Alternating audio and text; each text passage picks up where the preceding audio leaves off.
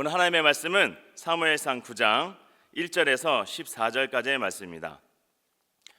베냐민 지파에 기스라 이름하는 유력한 사람이 있으니 그는 아비엘의 아들이요 스롤의 손자요 베고라의 증손이요 아비아의 현손이며 베냐민 사람이더라. 기스에게 아들이 있으니 그의 이름은 사울이요 준수한 소년이라. 이스라엘 자손 중에 그보다도 준수한 자가 없고 키는 모든 백성보다 어깨 이만큼 더 컸더라. 사울의 아버지 기스가 암나기들을 잃고 그의 아들 사울에게 이르되 너는 일어나 한 사환을 데리고 가서 암나기들을 찾으라 하매 그가 에브라임 산지와 살리사 땅으로 두루 다녀 보았으나 찾지 못하고 사알림 땅으로 두루 다녀 보았으나 그곳에는 없었고 베냐민 사람의 땅으로 두루 다녀 보았으나 찾지 못하니라. 그들이 숲 땅에 이른 때에 사울이 함께 가던 사환에게 이르되 돌아가자. 내 아버지께서 암나기 생각은 고사하고 우리를 위하여 걱정하실까 두려워하노라 하니 그가 대답하되 보소서 이 성읍에 하나님의 사람이 있는데 존경을 받는 사람이라. 그가 말한 것은 반드시 다 응하나니 그리로 가사이다. 그가 혹 우리가 갈 길을 가르쳐 줄까 하나이다 하는지라. 사울이 그의 사환에게 이르되 우리가 가면 그 사람에게 무엇을 드리겠느냐.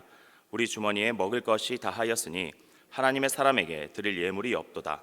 무엇이 있느냐 하니 사환이 사울에게 다시 대답하여 이르되 보소서 내 손에 은 한 세겔의 4분의 1이 있으니 하나님의 사람에게 드려 우리 길을 가르쳐 달라 하겠나이다 하더라.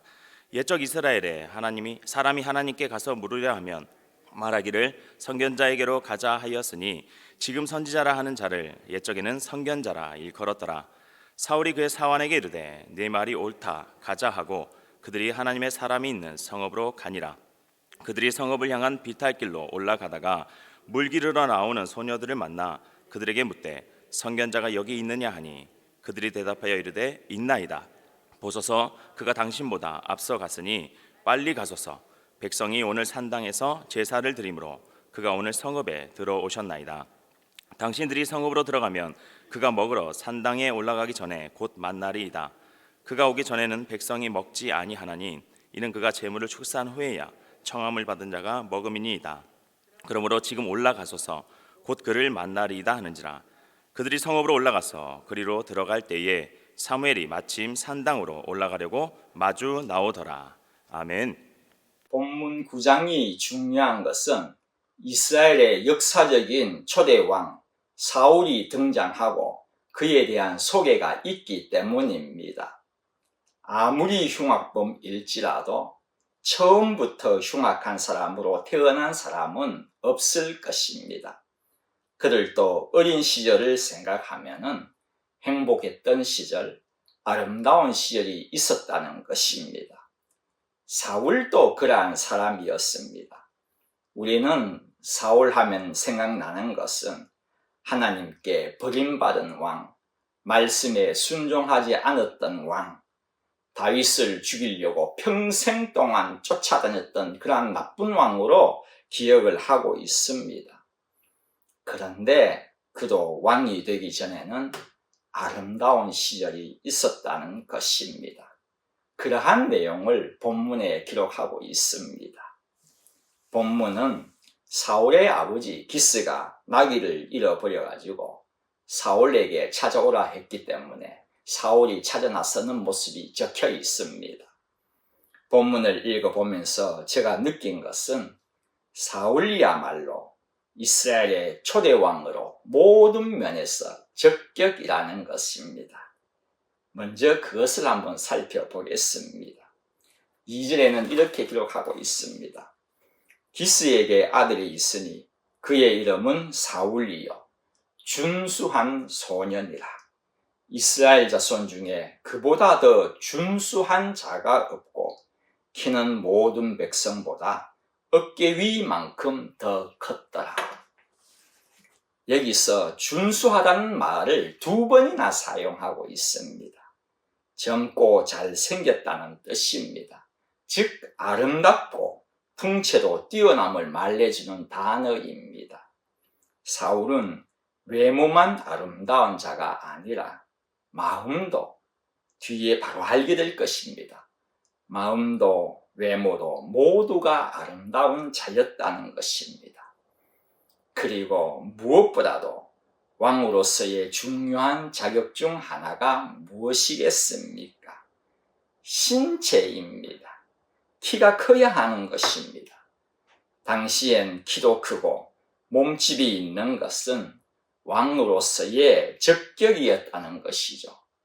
왜냐하면은 요즘이야 계급이 높으면 높을수록 후방에서 지휘하지만은 당시에는 직접 나가서 칼 들고 싸웠지 않습니까? 다윗의 이야기입니다마는 한 번은 다윗이 죽을 뻔하였습니다. 블레셋과 싸움을 할 때에 이미 다윗이 지쳐 있었습니다. 그런데 블레셋에 거인족이 있었습니다. 그 가운데 한 명은 노창을 가지고 있었는데 4kg쯤 되는 노창이었고 그것만이 아니라 세 칼을 가지고 있었다고 합니다. 얼마나 잘 들겠습니까? 그가 이스비보놉이라는 자입니다. 이름도 참 힘듭니다. 이스비보놉이 다윗을 죽이려고 달려들었습니다. 그때에 아비새가 급히 달려와서 그를 죽이게 되는 것이죠. 다윗이 죽음을 모면하는 순간이었습니다. 그래서 그때부터는 다윗 보고 사무엘하 21장에 보면은 왕은 다시는 우리와 함께 전장에 나가지 마십시오. 이스라엘의 등불이 꺼지지 말게 하옵소서라고 건의를 합니다. 도움이 안 된다는 것입니다. 그 이후로는 다윗은 싸움에 잘 나가지 않고 왕궁에 거하게 된 것이죠. 여하튼 당시엔 왕도 같이 나가서 앞장서서 진두지휘하며 싸웠던 것입니다. 그러니 사울의 키가 어깨 위만큼 더 컸다는 것은 왕의 외모로서는 적격이었다는 것입니다. 또 사울은 그의 성품이 왕으로서 적격이었습니다. 열심히 일하는 성실한 사람인 것을 알 수가 있습니다. 사업을 하시는 분은 아시지 않습니까? 성실한 사람이 얼마나 중요한 것을 아시지 않습니까? 일하던 사람이 자주 지각하고 빠져버린다면은 어디 쓸 수가 있겠습니까? 사울의 아버지가 암나귀를 잃어버렸습니다. 그래서 사울 보고 사왕과 함께 나귀들을 찾아오라고 하니 어디를 찾아다녔는가 하면은 에브라임 산지와 살리사 땅과 살림 땅, 베냐민 사람의 땅, 숲 땅으로 두루 다녔다고 그렇게 기록하고 있습니다. 이 동네 저 동네 샅샅이 뒤지며 찾아 나섰다는 것입니다. 산과 골짜기에 있는데 나귀 한 마리 찾는 것 쉬울 리가 있겠습니까? 사울은 부모의 말씀에 순종하면서 열심히 일한 아들이었다는 것입니다. 기스로서는 얼마나 자랑스러운 사울이었겠습니까? 뿐만 아니라 사울은 교양과 신앙도 겸비한 사람이었습니다. 사환이 하나님의 사람, 사무엘이죠. 하나님의 사람에게 암나귀들이 어디 있는지 물어봅시다. 그렇게 사울에게 건의를 합니다. 아무리 찾아도 안 찾기니까 결국은 하나님의 사람한테 가보자는 것이었지 않습니까? 기억나십니까? 지금까지 블레셋과의 싸움에서 이기느냐 지느냐는 사무엘을 찾아갔느냐 그러지 않았느냐에 달려 있었던 것입니다. 믿음 있는 사환이 이렇게 말하자 행동으로 옮긴 사울, 그 또한 신앙이 있었다는 것입니다. 그렇지 않다면은 그 사람이 뭐 그렇게 용하다고 찾아가나라고 그렇게 대꾸를 하지 않았겠습니까? 그리고 사무엘에게 찾아갈 때에는 빈손으로 가지 않고 사환한테 뭔가 예의로 드릴 것이 없느냐고 묻고선 예물도 준비하여 간 사울은 교양도 있는 자였다는 것입니다. 마지막으로 사울은 겸손한 사람이었음을 알 수가 있습니다. 나중에 사무엘이 사울을 만나서 너는 이스라엘이 사모하는 자이라고 좀 그렇게 띄워주었습니다. 이스라엘 모든 사람들이 너를 사모한다고. 그랬더니 사울은 나의 가족은 베냐민 지파 모든 가족 중에 가장 미약합니다. 그렇게 대답을 합니다. 참 겸손한 자이지 않습니까? 아무리 봐도 사울은 정말 대단한 사람입니다.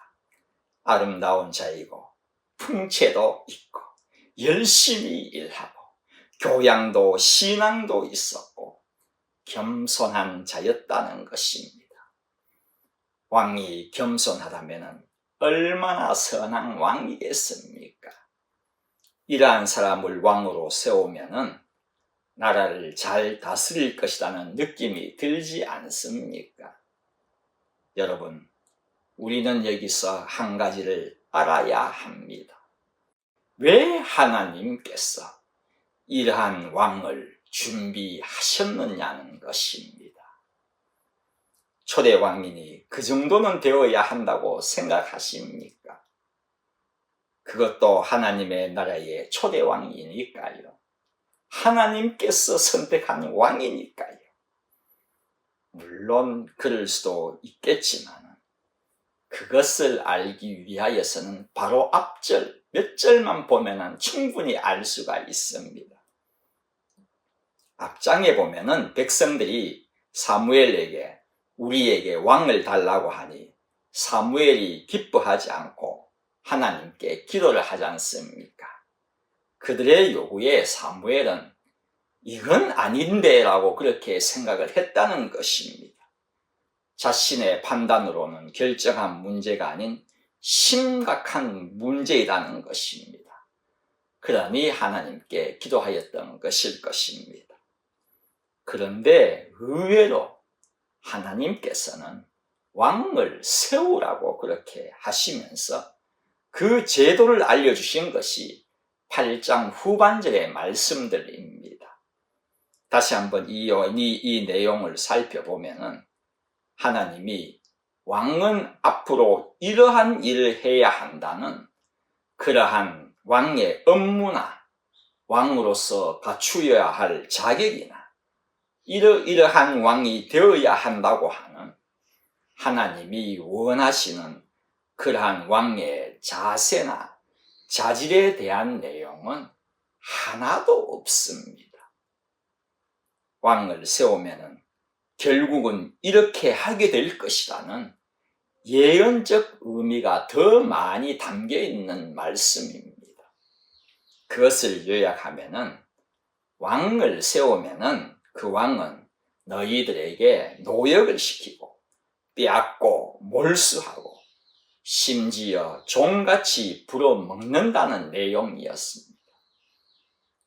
여기서 여러분 무엇을 알 수 있습니까? 백성들에게는요, 좋은 것이 하나도 없다는 것입니다. 모두 나쁜 내용입니다. 하나님께서 왜 이렇게도 자신들에게는 힘들고 어렵고 가장 싫은 이야기를 말씀하셨겠습니까? 하나님이 정말 원하시는 것이 있으셨기 때문입니다. 그것은 내게로 돌아오라는 것입니다. 보라, 세상 왕은 너희들을 괴롭게만 하는 자다. 그러니 포기하고 나를 왕으로 계속 섬기라는 것입니다. 백성들이 하나님, 저희들이 무지했습니다. 지혜가 없었습니다. 용서해 주십시오.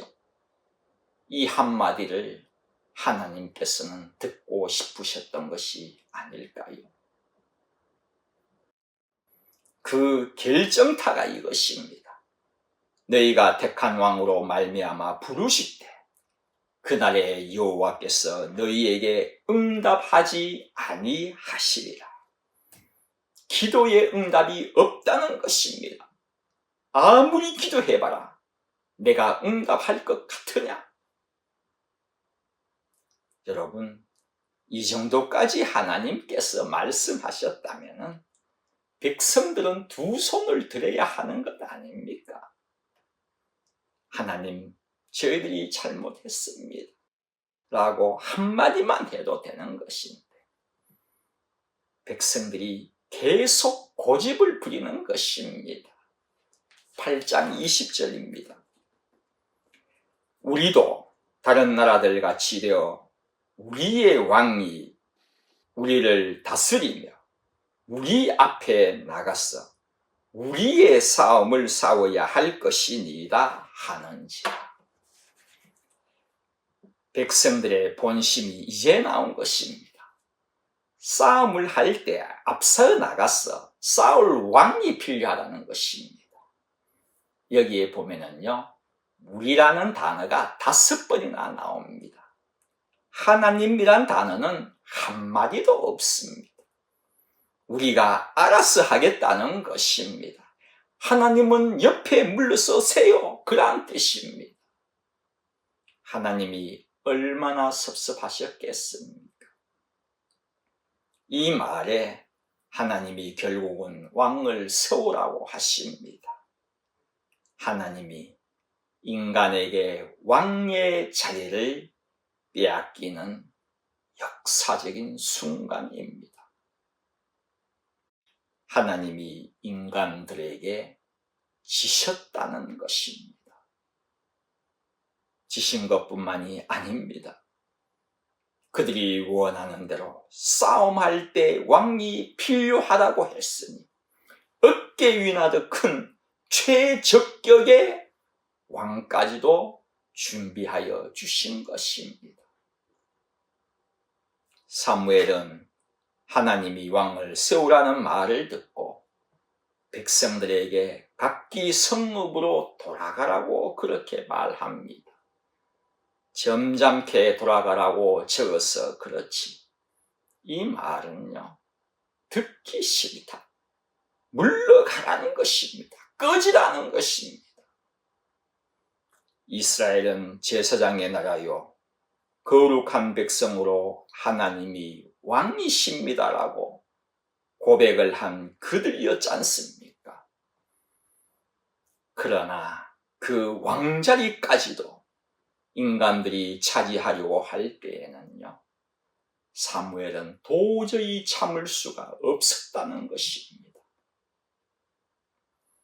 그러나 정작 하나님은 왕을 세우심으로 그 자리까지도 인간들에게 물려주신 것입니다.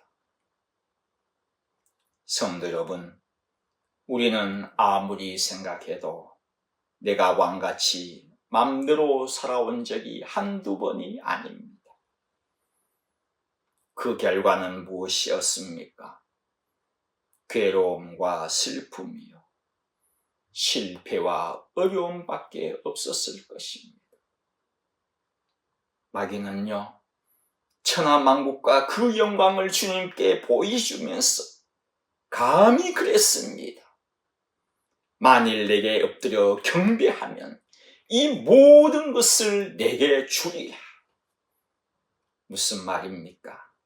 내가 왕이라는 것입니다. 우리는 그에게 속고 살아온 적이 한두 번이 아닙니다. 유혹에 넘어가고요, 나를 살짝 높여주었다고 교만하게 되고요, 나의 이득을 위하여서는 남을 짓밟고 거짓말하고 미워하고 시기 질투, 다 마귀를 왕으로 삼아서 그런 것 아닐까요? 주님은 말씀하셨습니다. 사탄아, 물러가라. 주 너의 하나님께 경배하고 다만 그를 섬기라. 주님이 왜 이 말씀을 하셨겠습니까? 우리의 왕은 하나님이시다는 것입니다. 속지 말라는 것입니다. 성도 여러분, 지금까지 우리는 내가 왕인 양 내 마음대로 살아왔습니다. 간단합니다. 이스라엘 백성들이 빼앗은, 사울 때부터 빼앗은 3,000년간 빼앗아 왔던 왕관을 우리가 주님께 돌려드리면 되는 것입니다. 사순절입니다. 우리가 주님께 쉬어드려야 하는 것은 가시 면류관이 아닙니다. 왕관입니다. 어떻게 하면 왕관을 씌워드릴 수 있습니까? 나의 죄를 십자가 앞에 내려놓고 주님, 더 말씀대로 살겠습니다 라고 고백하면서 살아가시면 되는 것입니다.